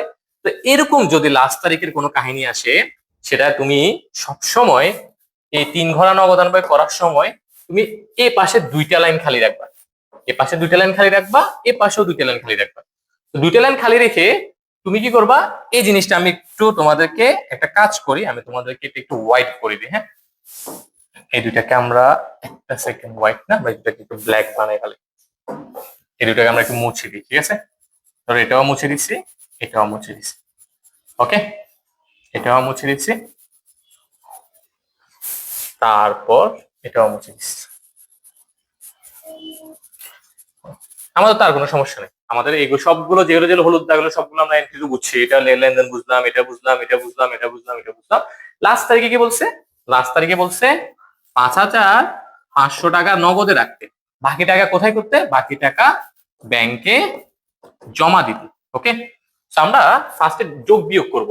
নগদে যোগ করো তো 75,000, আরেকটা হচ্ছে কত? 75,000, আরেকটা হচ্ছে তোমার 40,500। ওকে, রেড দিয়ে দেখাচ্ছি। দেখো নগদে কত? 75,000, আরেকটা কত? 40,500। টোটাল যোগ করলে কত হয়? 1,15,500। আমরা 1,15,500 এখানেও লিখে ফেলবো, 1,15,500। আমরা ব্যালেন্স বিডিসি তো বের করতে পারি। আমরা সবগুলো যোগ করে যেতে এ পাশে শর্ট, এই পাশে আমরা ব্যালেন্স সিডি লিখবো কত? 10,000 টাকা লিখে আছে, তাহলে আর শর্ট কত? 1,05,500। 1,05,500 এবং 10,000, তাহলে টোটাল কত হলো? 1,15,500। নর্মালি করবো, এরপরে ব্যাংকের গুলো যোগ করব, ব্যাংকের গুলো মাইনাস করব, যেটা থাকবে ওটাকে আমরা ব্যালেন্স সিডিতে লিখবো। এটা হচ্ছে আমাদের লিখার কথা। কিন্তু আমরা এটা করার কথা, কিন্তু ওরা কি বলছে? ওরা বলছে নগদে 1,05,500 রাখা যাবে না, নগদ রাখতে হবে কত? 5,500। তো 1,05,500 থেকে তুমি যদি 5,500 নগদে রাখো, তাহলে আর থাকে কয় লাখ টাকা? আর থাকে 1 লাখ টাকা। 1 লাখ টাকা তুমি ব্যাংকে জমা দিয়ে দিবা। 1 লাখ টাকা তুমি কি করবা?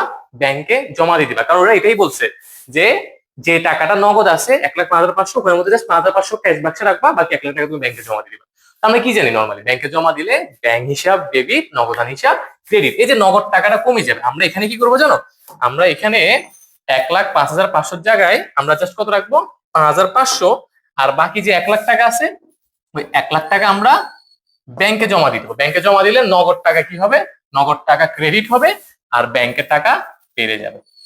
আমি আবার বলতেছি, তুমি এগুলো যোগ করলা নগদের গুলো, এগুলো বাদ দিলা, তোমার ব্যালেন্স শিটে আসে কত? 1,05,500। বাট ওরা রাখতে বলছে কত? 5,500। তাহলে 1,05,500 থেকে 5,500 বাদ দিলে বাকি 1 লাখ টাকা কি বলছে? ব্যাংকে জমা দিতে বলছে। তুমি কি করবা? ব্যাংকে টাকা বাড়াই দিবা আর নগদ টাকাটা কমাই দিবা। কারণ ব্যাংকে টাকা জমা দিলে যাবে দেখি ব্যাংক হিসাব ডেবিট, নগদান হিসাব ক্রেডিট। এই দেখছো নগদ ক্রেডিট লিখছি না? আর ব্যাংক লিখছি না ডেবিট, দেখছো ব্যাংক ডেবিট লিখছি না? আর কন্ট্রাক্টে লিখে নিয়ম কি? আগে টাকাগুলো লিখে ফেলবা। এবার উল্টা নাম, যেহেতু এখানে লিখছি নগদ ক্রেডিট, তাহলে উল্টা নাম কি? ব্যাংক হিসাব। খতিয়ান পৃষ্ঠে আমরা সি লিখছি। আর যেহেতু এখানে ব্যাংকের টাকা বাড়ছে, উল্টা নাম কি ভাই? নগদান হিসাব। খতিয়ান পৃষ্ঠে আমরা সি লিখছি। তাহলে বলতো আমি এখানে যদি যোগ করতে চাই, 1 লাখ যোগ 5,500, 1,05,500 যোগ 10,000, টোটাল 1,15,500 মিলে? মিলতেছে। এবং এই যে ব্যাংকের টাকা বাড়াইছে 1 লাখ, এখন নর্মালি যোগ করো 1 লাখ যোগ 50, 1,50,000 যোগ 3, তাহলে কত হলো? 1,53,800। এই পাশে কত লিখবো? 1,53,800। 1,53,800 থেকে আমরা যদি 8,100 বাদ দিই, তাহলে এখানে থাকে কত? 1,45,700। ওকে, আর বারটা মিলাইতে হবে না, বারটা নর্মালি 4,700 আর 900, বারটা মিলানোর দরকার নাই। তাহলে খেয়াল করো, যেটা ব্যালেন্স সিডি এরপরে মাসের জন্য জানুয়ারি 1 তারিখ, ব্যালেন্স বিডি নগদে 5,500। আর আমরা খেয়াল করছো আমরা ব্যাংকে কত লিখছি? 1,45,700। তাহলে যদি কোনো একটা অঙ্কে লাস্ট তারিখে যদি এই কথাটা বলে যে নগদ উদ্বৃত্ত এত টাকা রাখতে, তাহলে আমরা কি করছি? নগদ উদ্বৃত্ত বরাবর ব্যালেন্স সিডি কত টাকা লিখে ফেলবো? 5,500 টাকা লিখে ফেলবো। বাকি যে টাকাটা শর্ট থাকে ওইটা উপরে লিখবো আর ব্যাংকের টাকাটা বাড়াই দিব। ঠিক সেম ভাবে যদি বলে ব্যাংকের টাকা রাখতে, তাহলে আমরা নগদ টাকা মিলাবো নাকি ব্যাংকের? তখন আমরা কি করবো জানো? ব্যাংকের গুলো আগে বের করবো, বের করে ব্যাংকের গুলো পার্থক্য বের করবো। পার্থক্য বের করে যদি ওরা বলে ব্যাংকে 5,500 রাখতে, যেমন ধরো এখানে ব্যাংকে কত আসছে? 1,45,700।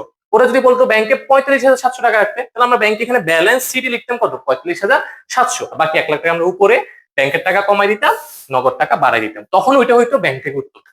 বুঝতে পারছি? তাহলে তোমরা লাস্ট তারিখে যে টাকাগুলো বলে দুইটা লাইন খালি রাখি, তুমি ব্যালেন্স সিডি লিখার পর ওই টাকাটা শর্ট যেটা, ওই টাকাটা লিখবা। এরপরে বাকি টাকাটা তুমি হয়তো ব্যাংকে জমা দিয়ে দিবা, নাহলে ব্যাংক থেকে টাকা উত্তোলন করবা যদি বলে, যেভাবে প্রশ্ন বলে। আশা করি 3 ঘন্টা নগদান বেশি ভালোভাবে বুঝছো। আর যদি না বুঝো, তাহলে রিভাইন্ড করে অবশ্যই ভিডিওটা আবার দেখবা। আর এই অঙ্কটা মনোযোগ দিয়ে করি যেও। এই অঙ্কটার কয়েকটা বৈশিষ্ট্য আছে। 1 নম্বর বৈশিষ্ট্য, তুমি কারবারি বারটা শিখতে পারবা। সেকেন্ড বৈশিষ্ট্য, তুমি নগদ বারটা শিখতে পারবা। থার্ড বৈশিষ্ট্য, তুমি বারটা বাদ বারটা সহ শিখতে পারবা। ইভেন ফোর্থ বৈশিষ্ট্য, তুমি হচ্ছে লাস্ট তারিখে যদি রেখে বলে বাকি টাকা জমা দেয়, কঠিন মানে প্রশ্ন যদি একদম টাফ করে, এর বাইরে আর টাফ করার কোনো চান্সেস নেই। আশা করি তোমাদের কোয়েশ্চেন আরো বেশি ইজি হবে।